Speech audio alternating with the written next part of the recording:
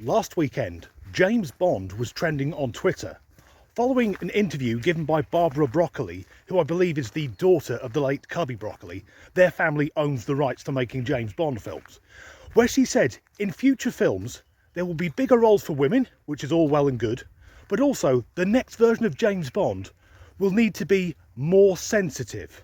The character needs to evolve in the way that men are evolving. Men are evolving. Has some youth been born with 3 eyes? Although generally men do have 3 eyes, 2 there and 1, you know. In a previous interview, she'd said that James Bond should never be played by a woman. And if nothing else, that makes sense because I've yet to meet a woman called James. But she did hint that the character could be non-binary, and I'm praying that was just a nod to appease the swivel-eyed lunatics of the woke mob, because we've all heard the phrase, go woke, go broke. Please don't do that to 007. Of course, we all know that Bond films are inherently daft. He's a spy, and I would imagine that job entails being quite low-key, under the radar, not drawing attention to yourself.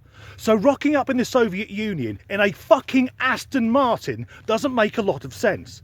Also, he's a secret agent, but every villain in the world knows who he is. Most of the time, he doesn't bother with an alias. Upon meeting the villain for the first time in every film, Bond may as well say, the name's Bond, James Bond, and in the course of the next 2 hours, I'm going to kill you. And he's not just a secret agent, he's a 00. He has a licence to kill. His job is to carry out state-sanctioned murder, usually followed by some off-the-cuff remark. In Thunderball, Sean Connery kills someone with a spear gun and then says, I think he got the point. And the reason for that quippy remark was to distract the 1960s audience from thinking he just killed someone with a fucking spear gun. And all the Bond films are of their time, and most have aged terribly. Almost all of Roger Moore's films, they're really cringy to watch. But I know, if it's a cold, wet Saturday afternoon and I've got the house to myself, and I see that The Spy Who Loved Me is coming on the television, I will sit there and wait for that Lotus to transform into a submarine. And who actually wants a sensitive James Bond? For me, Bond films are about escapism, exotic locations, beautiful women, and a British guy shooting foreigners in the face. Do we want the world's greatest spy to become some navel-gazing lefty, crying into his diary, writing about his feelings? No, I want Bond to be flirting with the hot lass in the bikini whilst he blows up an oil rig.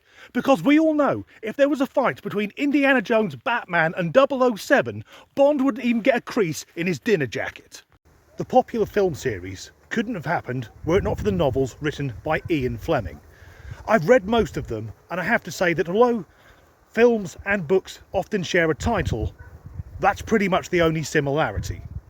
The most accurate depiction for me of Fleming's Bond was by Daniel Craig in Casino Royale. The guy's playing a fucking killer. But then that character got watered down more and more each film until halfway through No Time to Die, I thought I had. So what would a sensitive Bond film look like? Picture the scene.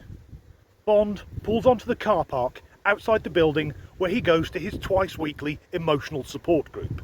He's not driving an Aston Martin anymore, now he'll have to have a Toyota Prius or a Nissan fucking Leaf. But once inside the venue, he sits in the circle and listens calmly and respectfully to the other men until he is handed the talking stick. Whereupon, he launches into a 20-minute monologue about how guilty he feels for being a straight white man. Although lately, he's not sure if he's straight, he's questioning. I guess the Bond girl will now have to be some overweight, angry feminist with blue hair, acne, who doesn't shave her legs. And before her and James get down to it, well, first of all, Bond is going to have to check that she hasn't been drinking, and then they'll both sign a consent form. And when the act is over, when it's clear that they're both satisfied, we can cut to a shot of James Bond lying in the shower, in the fetal position, crying because he realises that in the past he's objectified women and may even be guilty of mansplaining. So now we get to the plot. Picture the scene. Bond enters M's office, and the minister is now played by a disabled Asian lesbian with the pronouns Z-Zer on Zer desk.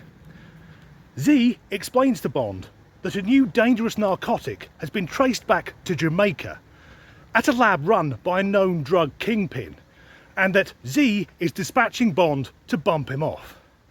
Bond listens respectfully before asking Firstly, did no one consider that given Britain's historical role in the slave trade, sending me would be culturally insensitive? And secondly, had the Kingpin been paid the long overdue reparations, then maybe he wouldn't have got involved in the drugs game in the first place. The minister concedes this, wires the money to the Caribbean, roll credits.